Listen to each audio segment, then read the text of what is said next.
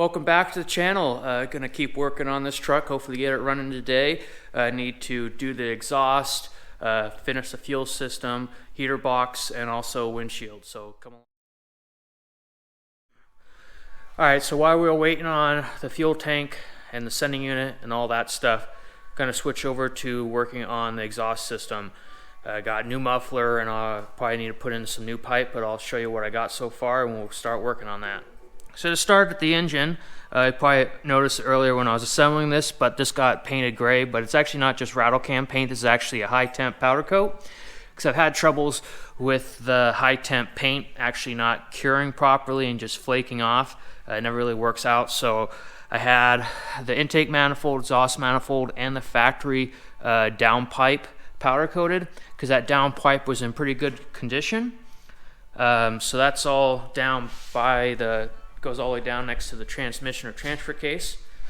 Now over to the muffler. As you can see, the previous tenants didn't leave this muffler too well when they got evicted, so it's trash. And then we're going to start with this fresh muffler. It's a Walker muffler, actually meant for the V8 engine, because I couldn't get one for the 6-cylinder, so this one just has a little bit larger pipes. We'll just have to adapt around on that. But anyway, we're gonna get this positioned up in there. Utilize the factory hangers and stuff and weld onto this, and then build a section of pipe. I was thinking about getting the rear tailpipe replaced. It has surface rust, but it's not really that bad as far as like cancer. So we're just gonna leave that in there for now, and then put this in place, and hopefully that works out. All right, hopefully this isn't too hard to see, but we got the muffler in here, got a slit on the back tailpipe, and then we got this front hanger piece here that we'll end up sliding this forward and welding that to the face of the muffler. And then we got the downpipe right here and the span that we'll end up running with some straight tubing, but we gotta adapt it. So we got a couple adapters here we can stack up and get it to 2.5, which is what this muffler is in. So we'll adapt it up to 2.5, run a piece of 2.5 straight pipe to the muffler, and then we need to adapt it down on the back to this 2-inch pipe. So we'll end up sliding this adapter inside there, welding it on, and then cutting that to length and welding that on the muffler, and we should be good to go. We'll probably do exhaust clamps up there and back there, just so it's easy to disassemble if, say, this muffler rusts out or we want to replace that tailpipe in the future. So we'll get this back out of here over on the welding bench and do some welding.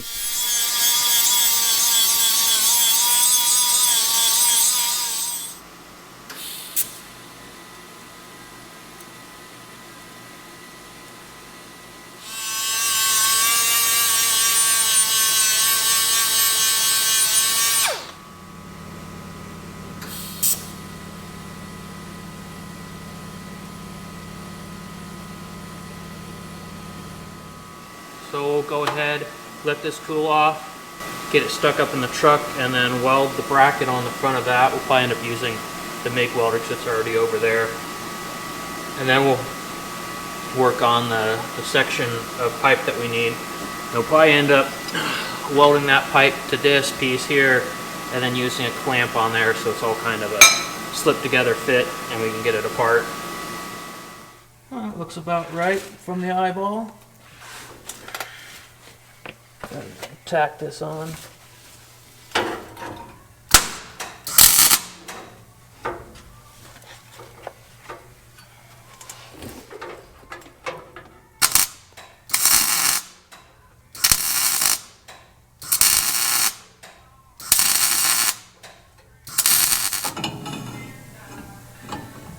I'll go on there.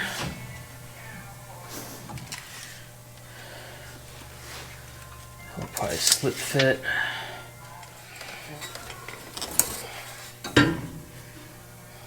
Perfect.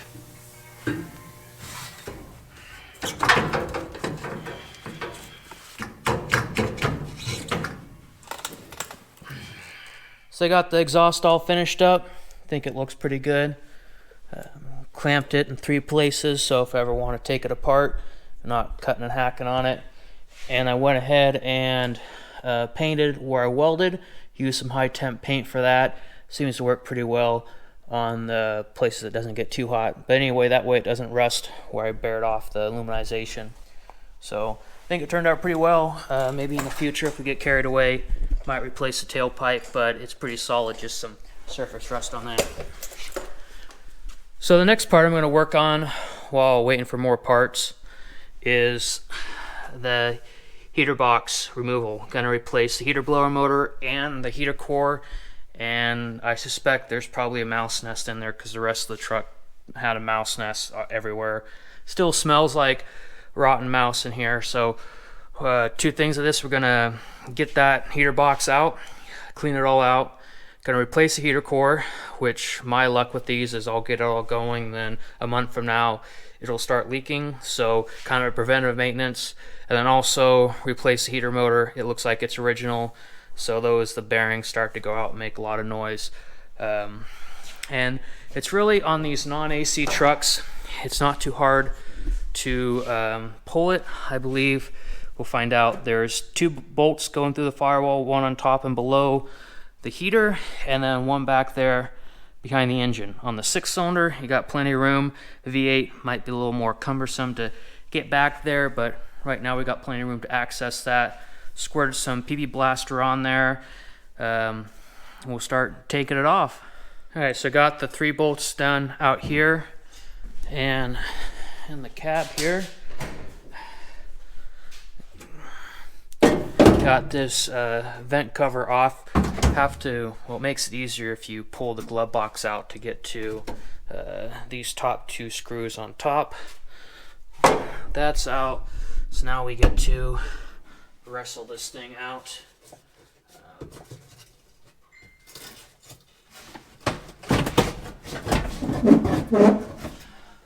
Almost forgot we need to take these lines loose.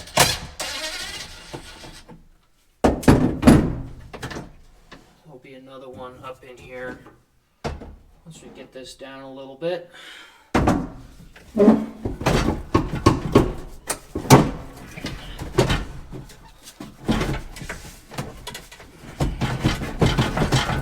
Never a fun task.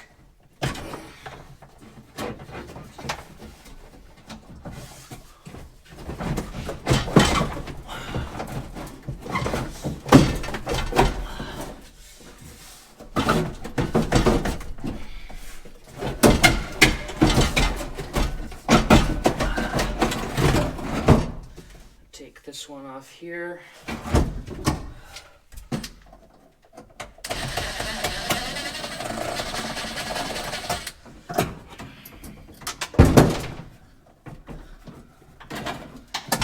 All right, and it's out.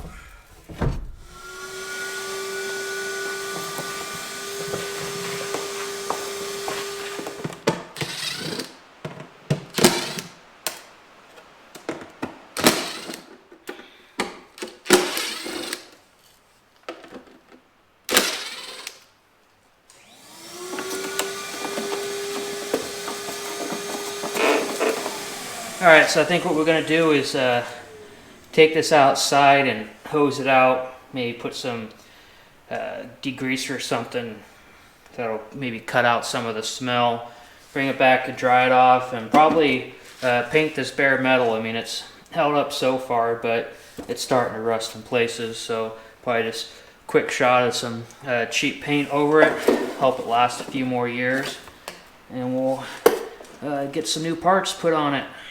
Got the heater box all painted up, got all the bare metal covered up so it won't rust anymore. Cleaned out the inside with some soap and water, and also put some like scrubbing bubbles in there to clean out some more so it doesn't smell like a dead mouse.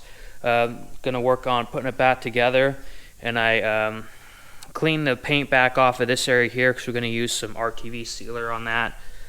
Got the new motor and a squirrel cage assembled. Had to reuse this metal piece here, and so we're going to get some sealer on that, bolt that on there, and then we'll work on getting the heater core in, get some foam around here, because that's what we originally had from the factory. The stuff that was from the 70s is all destroyed, so remove that, we'll get some new foam on that, bolt the cover back on, and then get it back in the truck. So one of the things that needs to be replaced on this is these weather stripping for the windshield and the rear window. I already started removing some of this, but as you can see here, there's quite a big gap there, and just in all these corners on the front. The back, it's starting to crack out too. Truck probably sat out in the sun, everything is kind of dry rotted. Already got new seals from LMC trucks, and I just need to remove everything. I'm not sure if there's a specific tool for doing this, but the way I've been doing is just using a box knife and kind of, I'd say it's about 3/8 of an inch up from the bottom of the gasket. You cut along there, it's kind of right at the seam where the glass is. So we get that cut around, we'll be able to pop the glass out, then take the rubber out, and then there's more of a trick to putting it back in there. We'll end up, I've done it on rear windows, never installed a front, but pretty much what you do is you put the rubber around the windshield, and you also, there's an inner lip, you run a rope around that, and you kind of work it in there, and it kind of works the lip around and seals up. So we will see how that works. First, just gonna get this out of here. Thought about replacing the windshield, but it's not bad enough to justify that. Starting to milk out in the corners here, but I've seen worse. So I've made a bit of progress on this, besides button up a few things under the hood here. Got the radiator hose all done, fan on, belts and stuff like that, some vacuum plumbed. Went ahead and got the heater box back in here. Kind of a struggle, but it's just the way it is. New foam on stuff. Haven't put the glove box in. Gonna try doing an aluminum panel for that. Rear window is in. New gasket all cleaned up. And then the rear gas tank is in with the new filler spout and stuff. But we hit a bit of a snag. That's why the front windshield's not in. Was struggling getting this molding gasket on, and I managed to drop the windshield on the ground. Wasn't much, about 6 inches. So that's toast. It sucks, but it's not the end of the world because it had some rock chips in it, and it was starting to haze out a little bit. And right over here is a big old scrape from windshield wiper. So gonna get a glass company to come out and install a new one. It's gonna cost me a little extra money, but I'll be able to see how a professional does it the right way and learn from that, and I'll be able to do it better next time. So working on the saddle tank, but there's a fuel valve in the back here. I'll show you something similar. Got this to replace it if it was bad, but anyway, it's similar to this, except it has 3/8 fittings instead of 5/16. And then there's a switch up here on the dash, but I'm not getting power back there. So as you can see, I tore under the dash, partially for that. The other reason was the instrument cluster lights weren't going on, and also to do some cleaning, which was definitely needed because there's plenty of mouse droppings all over. So we're doing some more cleanup, and then doing some tracing of electrical, see if there's a chewed up wire or something like that, or if I'm just getting a bad connection back there. And also see about illumination in the instrument cluster, because like I said, I turned on the lights and there was nothing on that. So I don't know if it's a bad headlight dimmer switch, bad bulbs, bad wiring. We're gonna figure that out and get that one fixed up.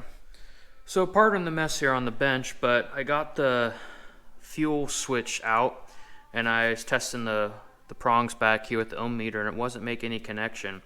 So I pulled this apart, just kind of bend out these tabs here, and it's filled up with a bunch of greasy gunk. So I'm gonna try cleaning that up, cleaning these contacts, and hopefully I can make this switch work. without having to buy a new one. So a little update here. This didn't go as planned. Cleaned it all up, but then trying to put it back together, had these little springs, and one of them launched across the shop, as they all do, all little springs. So I was down on that, and plus it was before that. It was just really hard trying to get it back together. So I went through my parts trying to find one that worked, and these two didn't. Finally got one that does. So out of one of my spare parts trucks, I was able to get a switch that works. You can still buy these, but the parts store wants like $75 for them. So I'll put a link in description on that. I think also you can get them at a Jess Bronco Graveyard and LMC Truck. But anyway, it was just kind of, I think they want like $50. This seems really expensive for just a simple switch. But now that I found one that works, we'll get this in the truck and start tracing back some other wiring. So a little bit of progress here. Got that fuel switch all installed there. Took out the instrument cluster, figured out the wiring issue, which turned out to be this headlight switch here. It would turn on the headlights, but the circuit for the dash lights wasn't working. So I replaced that, and then I tested all the lights in here, replaced a few in that. So that all works. Went ahead and fixed some wiring issues up here. Well, it wasn't really wiring, but it was a socket. This one here is all corroded. I'm not sure if you can see in there, but it's missing one of the terminals. Bands fell out entirely. So I just went ahead and bought a new socket entirely. This is a standard ignition part, S519. I'll go ahead and put a link in the description. I got that on Amazon for like $9 or something. So it's pretty simple. Installs, just soldered in. Oh, I soldered in. They come with, let's see, these crimp ends with a bunch of extra wire. So if you need to cut back a ways, I just cut off all I needed there and wired that in. I'm probably going to do this side also because it looks pretty gunky inside there, and haven't got to the back yet, but might have to replace those too.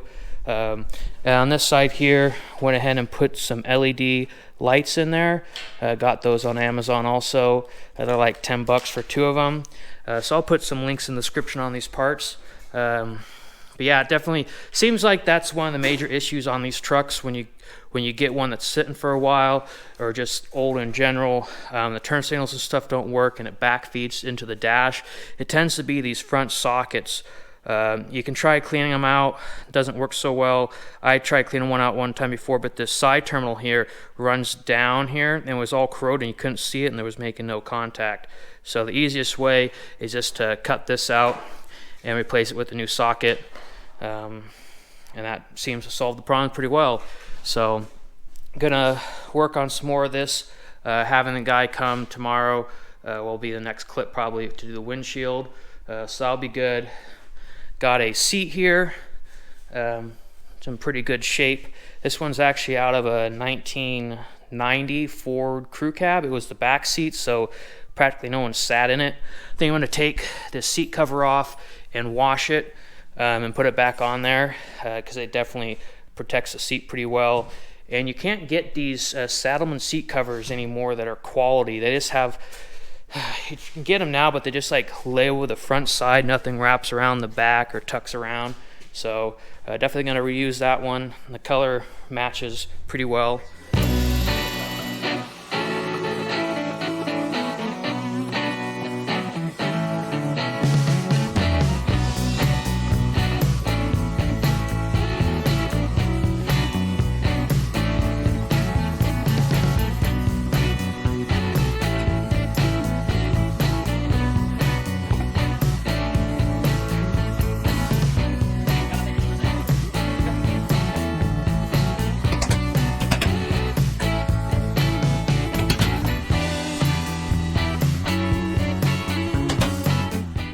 So just like that, the new windshield is in.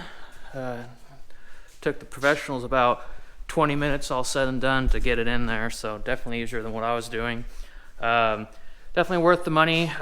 Learned some along the way, so next time I should be able to install one myself. And definitely need 2 people to do it, 2 sets of hands to keep the gasket from falling off as you're working it around the other side. It was kind of nice to see what tools they used. They actually had a specific rope tool and some hooks and stuff, and some quality window cleaner to work that around there. So got that done. Working on some more stuff. One thing, a little disappointment, is I started to put some antifreeze in the radiator, and it has a leak down below, just a slow one, but it's going to be slow without any pressure, and once that thing starts warming up and getting pressure, it's definitely going to start spewing out. So I was able to find a new one on Summit, and that's on its way, so we'll get a new radiator in there. So I made a bit of progress on the truck here. Start with, got the new radiator in here, fit fairly well. These holes down here are just a little small, but otherwise it fit. Got that all filled up, buttoned up a few things on the engine.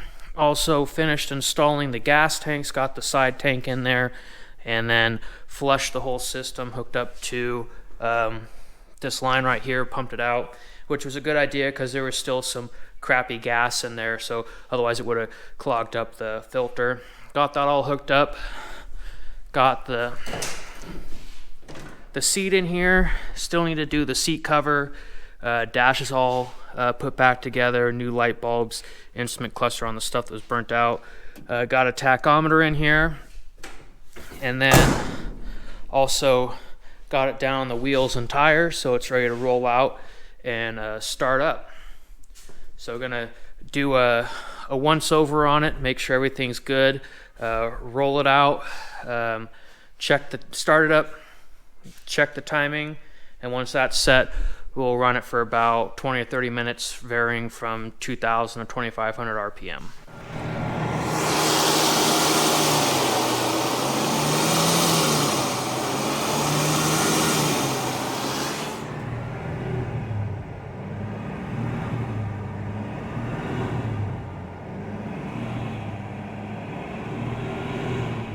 So I goofed and got carried away in focusing on making sure everything was right, and I did not record the break-in process, but everything went well.